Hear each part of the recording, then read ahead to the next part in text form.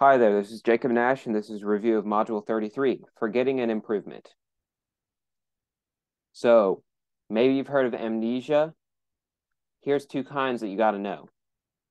An amnesia is inability to recall information and or record, depending on, here, let's just talk about the two types so I can actually accurately tell you the definitions, okay? So, anterograde amnesia, this is the inability to form new memories. So, can't form new memories. So, you remember everything that happened to you before, whenever was the time that you first had this amnesia, but anything that happened after you could not remember. So, Jimmy, there was someone named Jimmy who I believe in the 1940s developed anterograde amnesia. At the time, he was pretty young, I think in his early 20s. But a long time later, maybe in the 80s or 90s, he was talked to by a researcher of this. And he believed that he was 20 years old. And he never, he as far as he knew, it was still 1940 something, 1945. And then when the person that was talking to him showed a mirror, he said, "What is this nonsense?" That's why I have that picture of that old man, because he was very confused, because he was like, "What?" Because he thinks he's 20, but he's actually 70. And he thinks it's 1945, but it's actually 1995 or whenever it was that he was interviewed. And then shortly after, he just seemed back to normal because he has amnesia. He couldn't forget that he said, I mean, he couldn't remember that he had even thought that something seemed crazy. It was gone within seconds. Now, retrograde amnesia, this is the inability to receive information from one's past. I believe this one's more common, but I can't say for sure. But so that could be, okay, I know this is happening right now, but I don't remember anything from the past.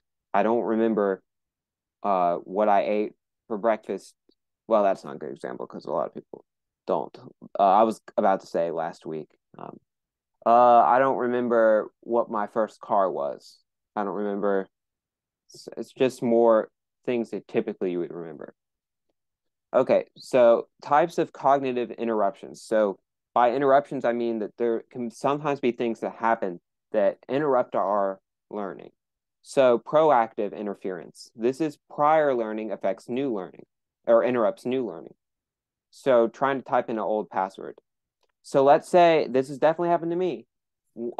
I hackers can hack me all they want. I hate changing my password. It's been the same thing since 2017. So, and it's the same thing for everything, which is maybe not the best idea, but it's for a reason because personally, I always forget. Whenever I changed my password to something, I tried to type in the old one. And I was like, oh, come on. Actually, I take that back. It's actually almost the same. It's like slightly different by one character because I think Google one day required you to add a special character or something. But it used to be something different. And I remember when I had to add that special character in, I was like, dang. Like that was like a couple years ago. And I was like, man, for 3 years I've been typing it in like this, not working, not working. And that's proactive interference. What I had done before was interrupting me learning the new thing. Now, retroactive is the opposite. New interrupts old. So then it might be the opposite. So you let's say that you're given like a new password, but then for some reason you might need to know the old one, and then you're like, oh wait, what was it? Because the new one made you forget the old one. So these are two things that you need to know. Okay, what is repression? This is just a mechanism that we have that minimizes anxious memories. So something that might have been anxiety related, you might not remember as well because of repression.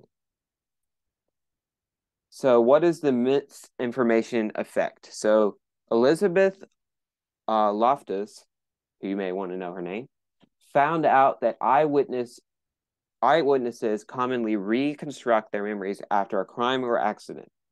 They may exaggerate it. That's a common thing that they do, putting misleading information into one's memory. So if, let's say there was so remember how I was telling you about oh wait, no, was that on the other video? I made these in a row. Oh wait, I think it was. Uh, well, then I'll have to say that thing all over again. If you watched a Module 32 video, that was literally just a few minutes ago for me, but uh I said that I had a flashbulb memory of a car crash. And remember how I got descriptive? There was dust. It was vertical. It was down.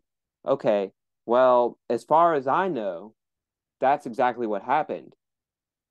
But Elizabeth Loftus would say, um, Jacob Nash, you probably exaggerated that, or that's probably not exactly what it was like. But it's not purposeful that I would do that. That's just what happens. So Loftus determined that eyewitness evidence is not very reliable, and we don't use that as much anymore now. We mostly use biological evidence, fingerprints, and things like that now to figure things out, because we've realized that the eyewitnesses can sometimes, they think they're saying what happened, but they somehow down the line, misinformation got put into their memory. All right, source amnesia, misattribution, sorry. So wrong source. So we may create false memories. So another way to explain this is that you might say, I know that, but from where? So if, let's say you went down the road and you saw a billboard with that face on it, you might say, man, I think I recognize that face. What is that? And there you go. You might have seen common memes with that man on it. So that's what source amnesia is. You know something, but you don't know what it's from, or you might decide that it's from something that it's not. All right, some questions. All right, create an example of anterograde amnesia.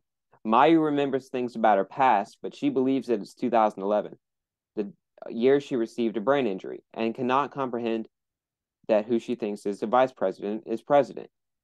So if Mayu thinks that it's 2011, she thinks that Barack Obama is president, and she thinks that Joe Biden is vice president. But if someone tells her or proves to her that Joe Biden is president, she's going to be as confused as this man.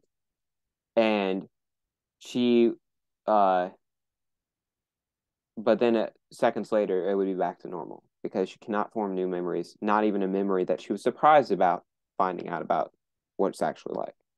And this might become an outdated example depending on who's president when you're watching this, but as of when I'm making it, that's who's president. Create an example of retrograde amnesia.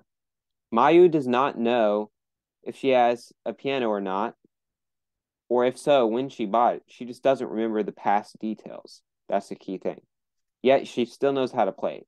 So she still knows how to play it. So that's how we know she still can know current things or some sort of ingrained skills, but she just doesn't remember past details. Explain proactive interference. This is when past learning interrupts new learning, sometimes due to someone being accustomed to it. So remember, that's like the password thing. Mayu is so used to turning left to get to her job after 10 years that she always goes the wrong way to get to her new job.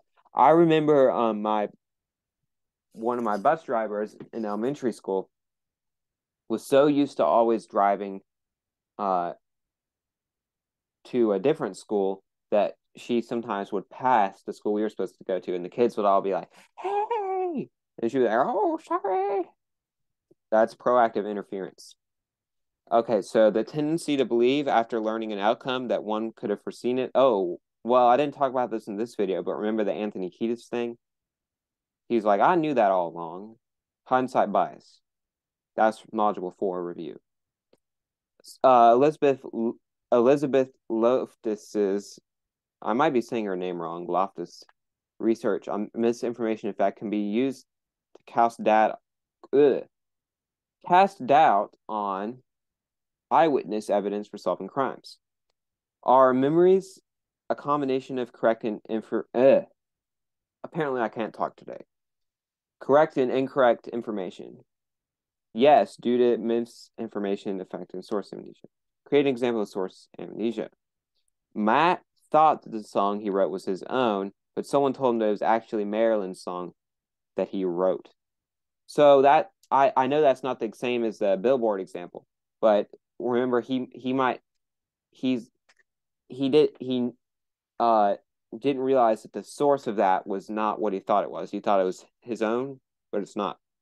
And to Matt, I'm referring to Matthew Bellamy. If you know the song Will of the People that came out, it sounds a lot like Marilyn Mansland's song, Beautiful People. You might not know those, but that could have happened to Matt Bellamy. He was like, oops, sorry about that. Okay, there you go. That's the end of this video. Thanks for watching.